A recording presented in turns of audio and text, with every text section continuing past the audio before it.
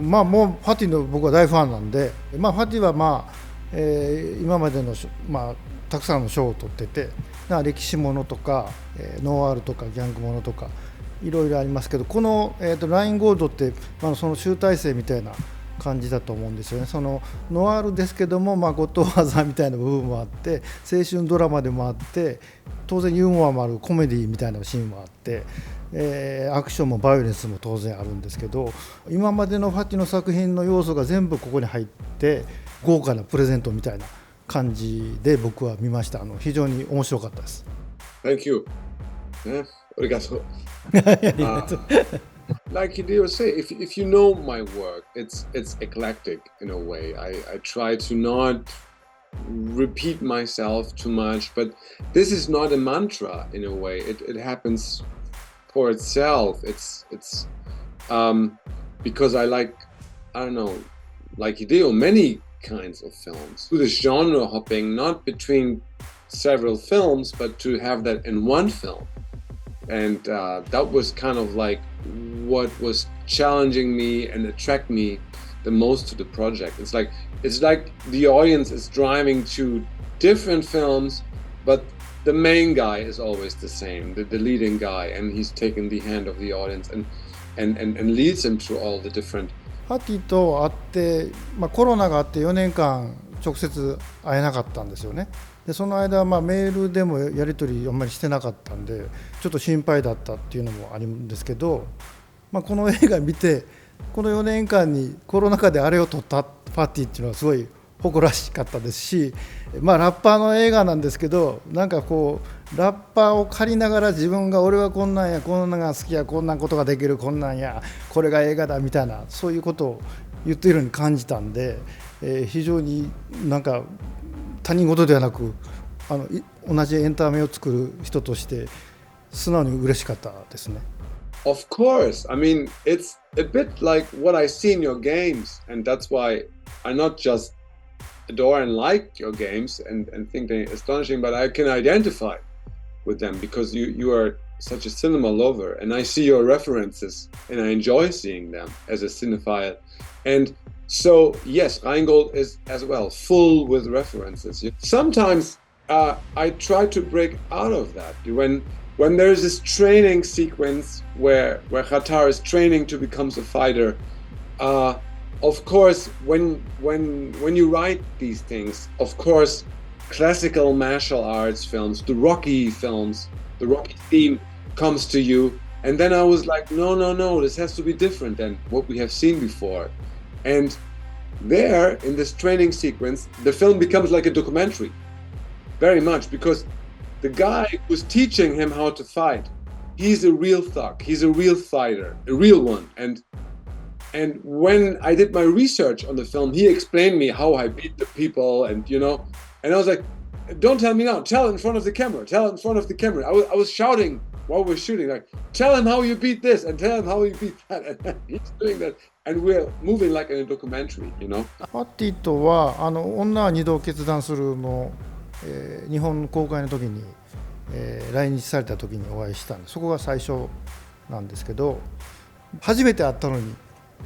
幼なじみみたいな、違う国に生まれて違う国で育って違うエンタメを作ってるんですけど、前から知ってるような感じで意気投合して、そこからドイツに行った時はお会いしたりとか、そういう関係ではあります。はい、There's a line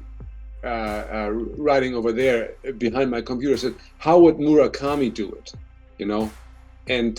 because I really like the way he writes, because it's also new, and the way you create is very much for me like Murakami's in literature. It's there could say how would Hideo would do it, because it's the amount of details and showing us things in a way we haven't seen them before, like getting really like crazy ideas. And sometimes I think like, how is the guy doing it? Is he dreaming all that? And can he, I don't know, wake up and remember his dreams and write them down? 最初の冒頭がまず掴まれるんですよね。羊が群れてて、左に柵があって、なんやろな思ったら向こうからトラック来て、で羊が逃げて、そのままカメラパンすると、刑務所ですと。でその次のカットで刑務所の中映って、その彼が肩が連れてこられてトイレはどこやねんって言うと、壁にかかっている容器にする。あっこがもう猛烈にもういきなり心つかまれるというか、実際にドキュメンタリーでブラジルとかの刑務所も見るとあのぐらいのぎゅうぎゅう詰めのとこ多いんで、なんか結構あそこはこの映画の肝かなと思います。Yeah, I mean that was in the novel, in the biography. You know, I mean he was in that prison, and he was in this room with so many others, you know, and tied, and even in that tight room there were groups, you know, with ethnic different groups, you know. So that was very fascinating in the biography. And I mean, when I read that, I mean, the very first line in the biography is, my very first memories are the memories of a prison, going back to his memories when he was 3 years old. But when the when the biography starts like that, I knew that this is more than just another German rapper film. You know, I was not that interested in doing like a fanboy rap film, you know, for a certain local audience in Germany. これはですね、これはもう絶対おもろいんで、ファティの映画はだいたいハッピーエンドじゃないんですね、最後悲しい終わり方をするんですけど、これはハッピーエンドですというか、すごいポジティブになります。で、今デジタルの世の中なんで、ちょっとした失敗もずっと残るので、一回失敗するともう夢を諦めるとか、その人生をフリーズしてしまうっていう考え方ですごい閉塞感の中で暮らしていると思うんですけど、この映画見ると、まだまだ自分いけると思うんです、もうはずなんですよ。刑務所の中でファーストアルバムを出す人の話なんで、それで成功するっていうのを、今の若者たちが結構落ち込んでいる人たち多いと思うんですけど、これを見たらすごく元気が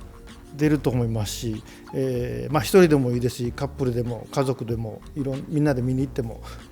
いろんな要素が入ってますから、楽しいし、バイオレンスもありますけど、最終的にはポジティブなものをもらえるっていう、それがラインゴールドなんで、ぜひ見ていただきたいと思います。Well, I mean, in the end, this film is about freedom, you know, freedom of expression. But for me, it's freedom is kind of like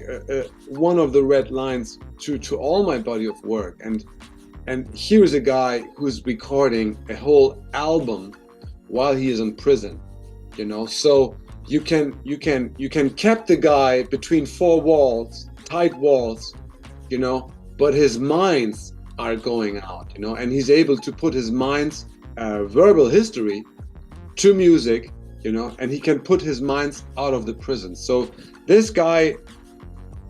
is not succeeding by selling a record. This guy is succeeding because he's producing a record while he's in prison. So for me, that's the perfect symbol for freedom in a way. Freedom is here, you know, and that was the idea to do that film. And I hope I could share it with as much audience in Japan as possible. And with that, I want to say thank you, Hideo. Thank you for all the inspirations you do. And you inspire me a lot, you know, in many, many levels and layers, you know. And I can't wait to play Death Stranding Part 2. ありがとうございます。